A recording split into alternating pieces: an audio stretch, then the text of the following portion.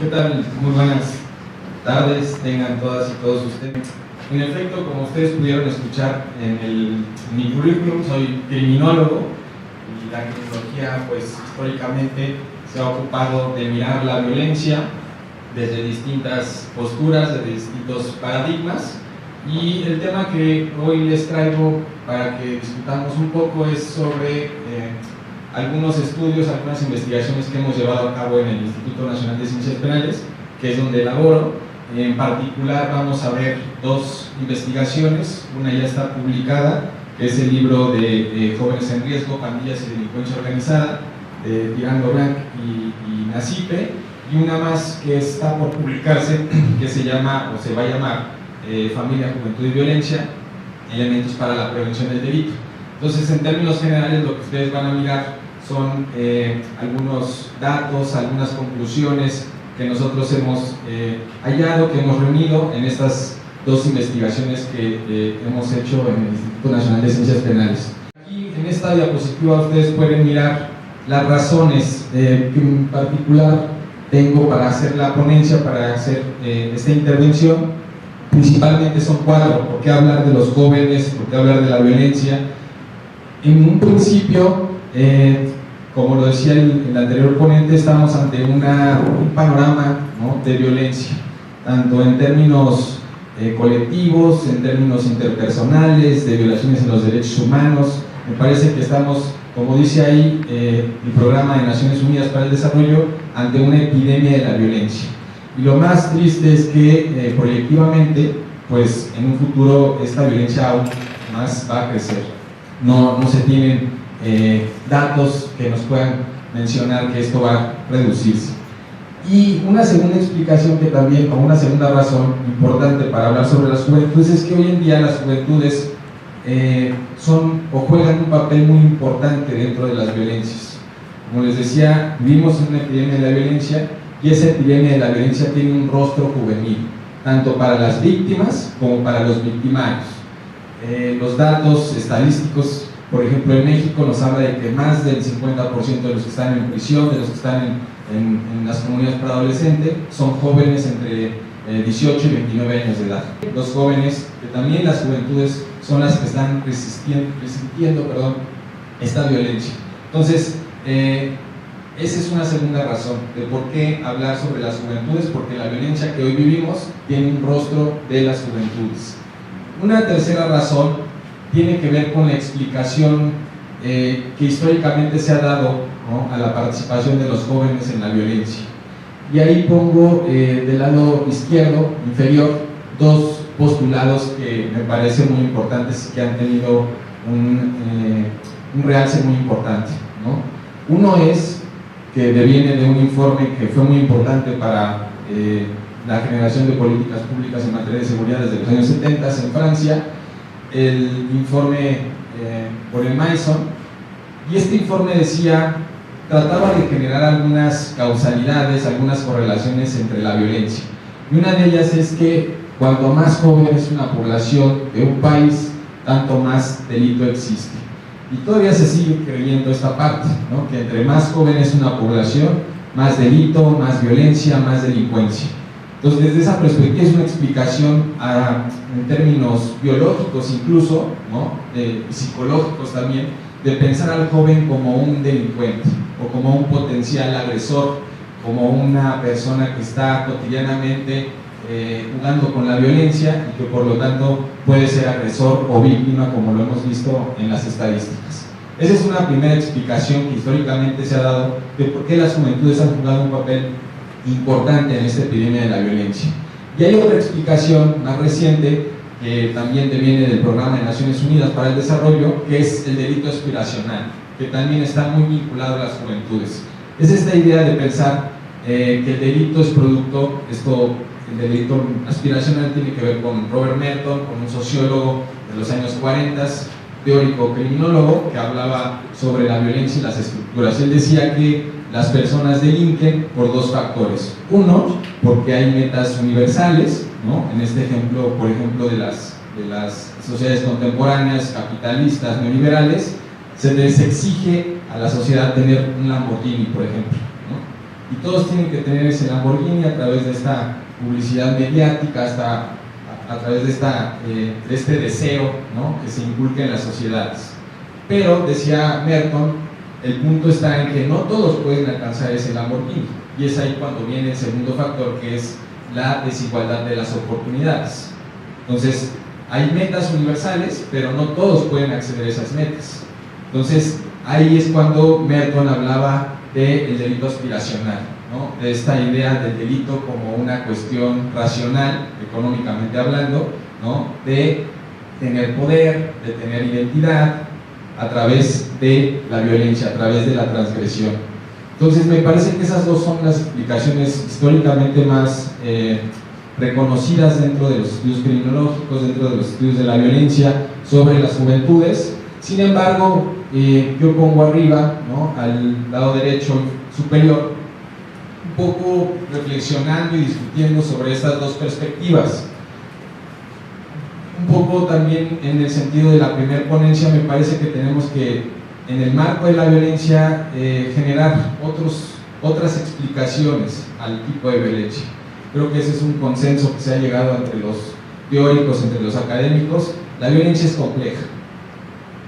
La violencia es compleja y todavía no podemos explicarla de manera atinada, de manera suficiente. Como decía el compañero en la primera ponencia, esta idea de pensar que los delincuentes, que los violentos son enfermos mentales, no es nueva, es parte de la criminología positivista, es producto obviamente del método científico, del positivismo científico, ¿no?, en el auge de la modernidad, de pensar que estas personas son diferentes a los no delincuentes, a las personas normales, por así decirlo. Pero me parece que tenemos que ir hacia una mayor complejidad, que nos muestra obviamente las últimas investigaciones sobre el pensamiento complejo de Morin, sobre la realidad compleja, en fin, este hallazgo, ¿no?, de no entender la violencia como algo extraordinario, como algo producto de un enfermo social, como algo inesperado, sino más bien como algo que tiene una racionalidad, que tiene una cuestión cultural. Entonces ahí lo que yo apunto es ir más allá de la causalidad mecánica de entrada, ¿no?, de no pensar en estos estudios mecánicos causales de más violencia o más población juvenil, más delincuencia, o más pobreza, más delincuencia. Son, me parece, desde mi punto de vista, estudios absurdos, ¿no?, que últimamente han tenido mucho realce por la cuestión de la estadística macro, pero que al final de cuentas, si tú los tratas de verificar a nivel cualitativo, tambalean mucho, ¿no? Entonces me parece que tenemos que ir más allá de la causalidad, y es por eso que hablo de la recursividad de la violencia, que es un término de Edgar Morin, del pensamiento complejo, que muestra la violencia no como una cuestión causal, ¿no?, sino más bien como una cuestión dialéctica de autoproducción, de autoorganización, que ya más adelante profundizaré. Y ir más allá también de lo jurídico, de lo negativo, también me parece muy importante pensar la violencia no desde un punto de vista solamente jurídico, como una violación a las normas, pero tampoco pensarla en términos de ciencias sociales como algo negativo. Hoy en día, que también aquí va a ser es producto de la segunda investigación, nosotros entramos a prisión, entrevistamos a sujetos que están en prisión, tanto en comunidades para adolescentes como en centros penitenciarios. Lo que nos damos cuenta es que no necesariamente la violencia tiene un tinte negativo, ¿no?, como lo quieren ver las sociedades adultocéntricas, las sociedades institucionales, ¿no?, que siempre tienen que ver, ¿no?, la violencia como algo negativo. Si nosotros miramos la historia, prácticamente, como lo decía también, ¿no?, la primera ponencia, las sociedades están llenas, ¿no?, de violencia, y sin la violencia seguramente no podríamos haber progresado, sin la violencia no podríamos haber transformado las sociedades. Entonces me parece que también debemos de dejar esta perspectiva adultocéntrica, moralista, ¿no?, de pensar que la violencia siempre es negativa. Sin duda, para los jóvenes, cuando tú los entrevistas, cuando tú tienes este acercamiento cualitativo con ellos, pues realza, ¿no? Salta esta parte positiva de la violencia. Me parece importante tenerla en cuenta cuando hacemos investigaciones criminológicas. La siguiente, por favor.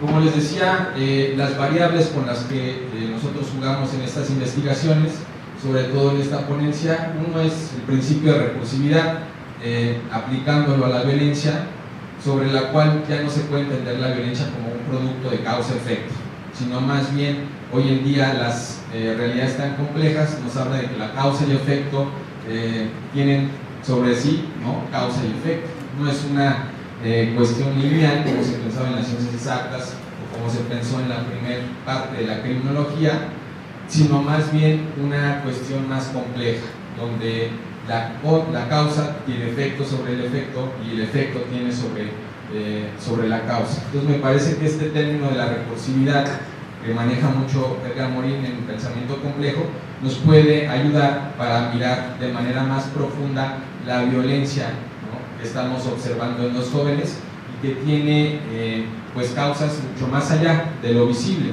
Por eso es que también utilizo a Galtung, ¿no?, que es un autor también importante, desde el cual se habla de la violencia cultural, de la violencia estructural y no necesariamente de esa violencia que se mira, ¿no?, que es prácticamente la que siempre observamos, la que siempre tratamos de explicar, pero esa violencia que vemos, ¿no?, esa violencia de los sicarios, esa violencia del robo, esa violencia de los secuestros, pues tiene una explicación más allá, está detrás, y es ahí donde tenemos que observar también esta perspectiva mucho más amplia, ¿no?, como ahí este esquema ha sido clásico para Galtung, ¿no?, en una especie de iceberg, donde solamente estamos observando la punta del iceberg, que es la violencia directa, la violencia objetiva, pero abajo de esa violencia están las raíces, ¿no?, que es en este caso la violencia cultural y la violencia estructural de la que son presas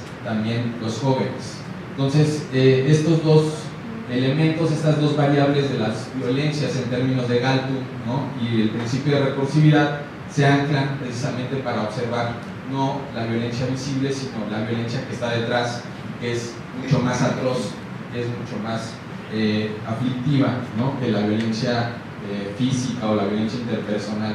También desde el punto de vista de las juventudes, pues se habla de un concepto, se toma un concepto mucho más amplio, no el de la juventud, sino más bien de las juventudes, pensando más en un término de construcción social, de construcción cultural, que en una cuestión solamente biológica, ¿no?, de pensar a las juventudes como una periodicidad de tiempo en términos biológicos, sino ir más allá, como lo han mostrado algunos antropólogos culturales, sociólogos, el pensar las juventudes o la categoría de las juventudes con un mayor contenido cultural, con un mayor contenido antropológico.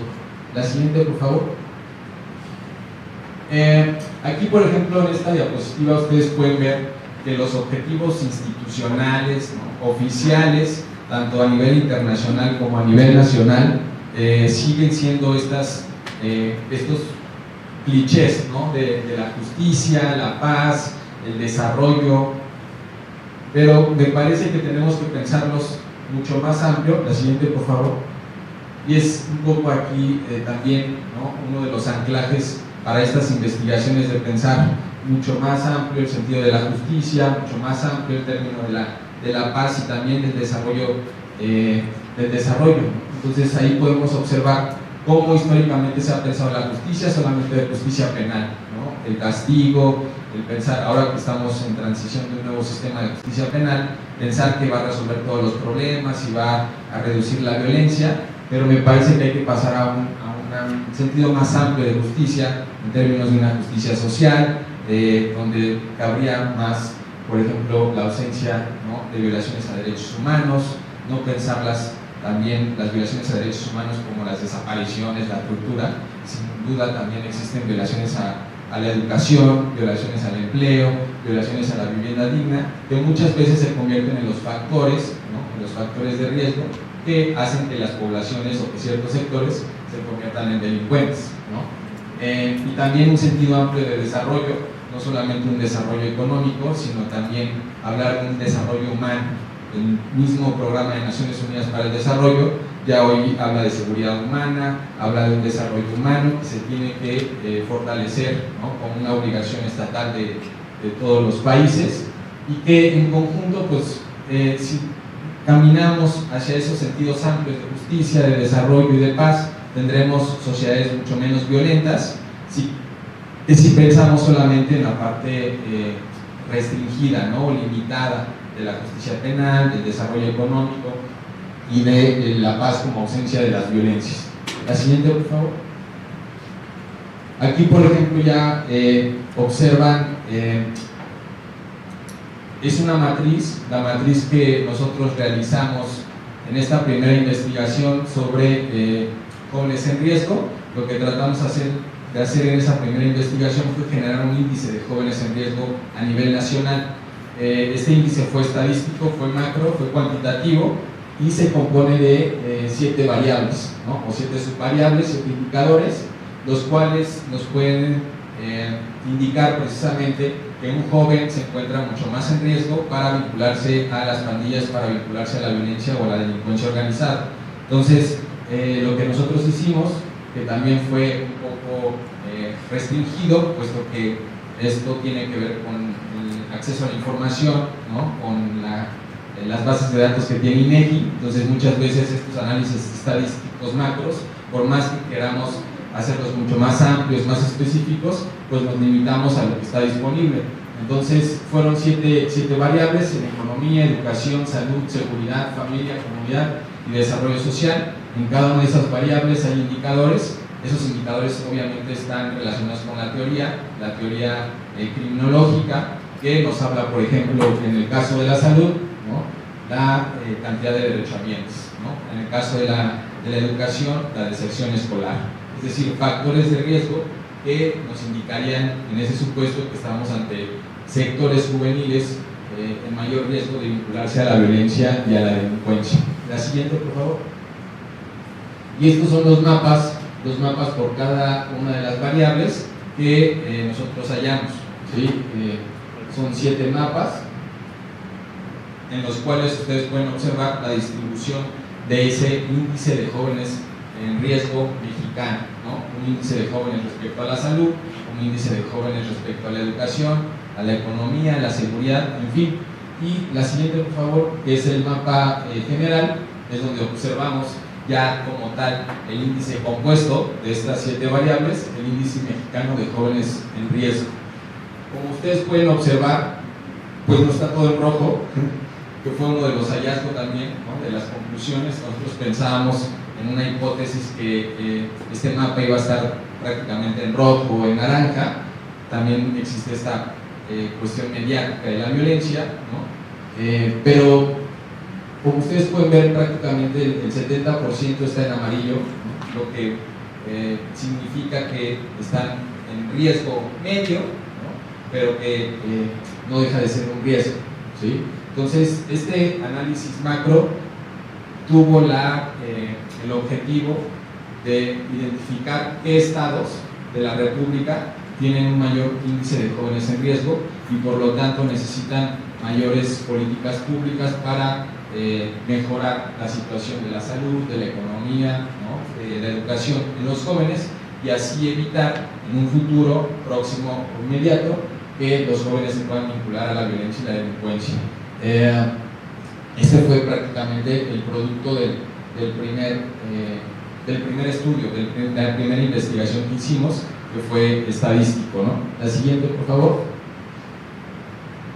Obviamente, después nos dimos cuenta que, como ustedes lo saben, la estadística muchas veces es limitada para generar esas especificidades o esas particularidades del fenómeno, por lo que nos hicimos a la tarea de generar también un análisis micro. Y el análisis micro fue precisamente donde nosotros entramos a prisión, entramos a las comunidades para adolescentes de la Ciudad de México a reconstruir historias de vida. Lo que nos interesaba de los jóvenes a los que entrevistamos no era tanto cómo se la pasaban en prisión, sino más bien mirar cómo les iba fuera de prisión, qué pasaba en un día normal, ¿sí?, de su vida.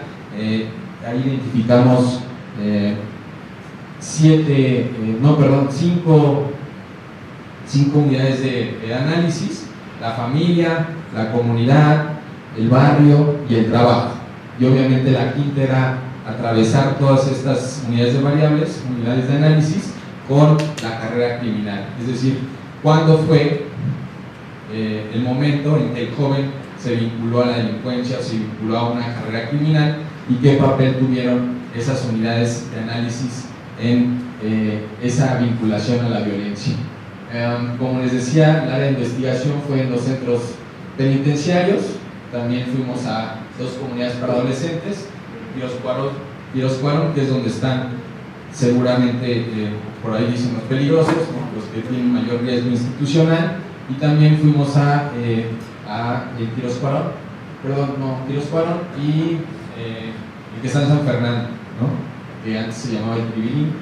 También ahí es donde hay población de jóvenes.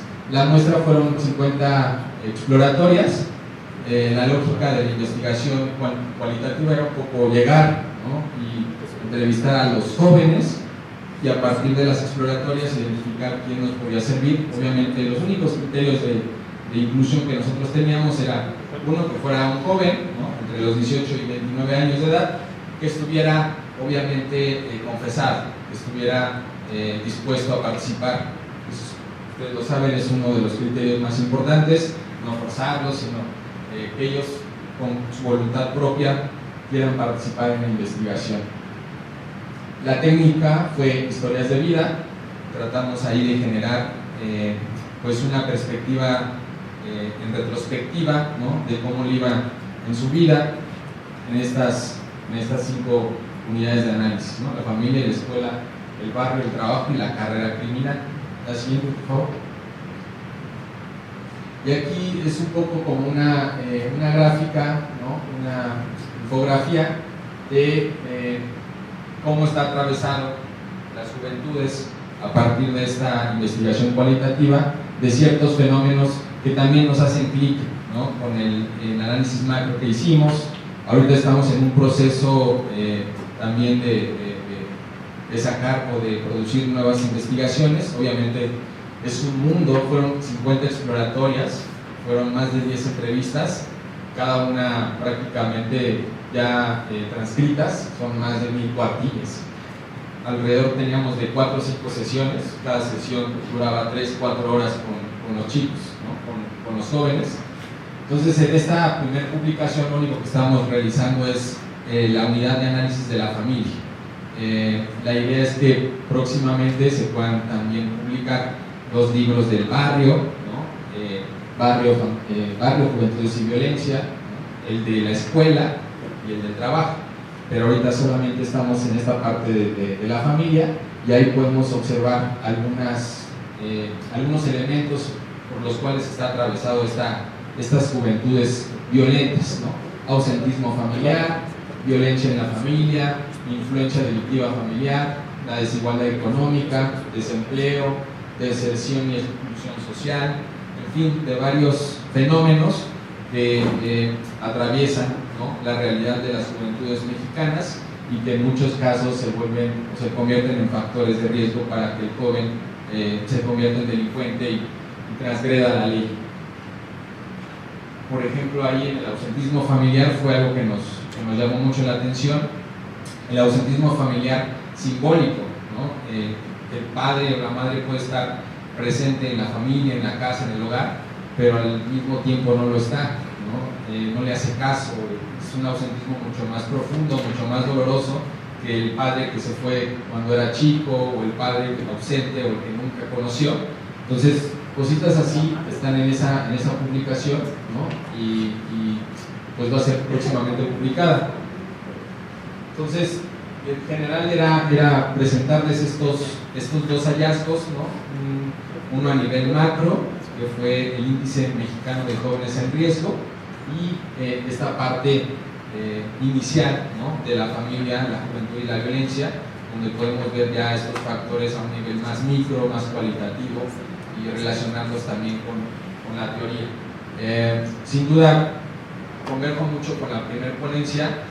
Me parece que necesitamos, y lo ha hecho la criminología en recientes tiempos, vincularnos más a investigaciones culturales, investigaciones que hablen de esta naturaleza, de esta cultura, de estas ideas, percepciones y no tanto las racionalidades que tienen las personas para generar sus comportamientos. Me parece que ustedes lo saben, las ciencias, ¿no? Cuando surge la modernidad hay este rompimiento entre las ciencias exactas, entre las ciencias sociales que son racionales, y la pasión queda en un segundo término, las partes de la percepción, de las ideas, de las creencias quedan en un segundo término. Yo creo que hoy en día la tecnología tendríamos que profundizar más en esos aspectos culturales, de identidad, que tienen un mayor peso a la hora de los comportamientos no solamente delictivos, sino también comportamientos sociales, ¿no? La siguiente, por favor.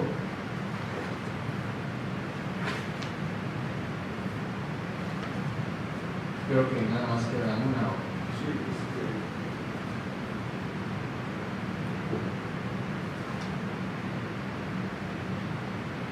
Entonces aquí precisamente observamos ya, producto de este análisis macro y micro, la recursividad de la violencia. Es una especie de círculo vicioso donde se generan violaciones a derechos humanos, tanto de primera, segunda, tercera generación en las juventudes. Eso produce en muchos casos violencia interpersonal, es decir, estas juventudes que hacen de la violencia su forma de vida, su forma de relacionarse con los demás. Eso genera un gobierno de la punibilidad, es decir, esta idea de más cárceles, más penas, más gobiernos carcelarios, más policías, ¿sí? Y eso también genera un gobierno de la violencia ilegítima que vuelve a comenzar con las violaciones a derechos humanos. Esto es un poco el esquema de lo que significaría en tales supuestos la recursividad de la violencia. Las juventudes mexicanas son productos de la violencia estructural y cultural y productores asimismo de la violencia directa.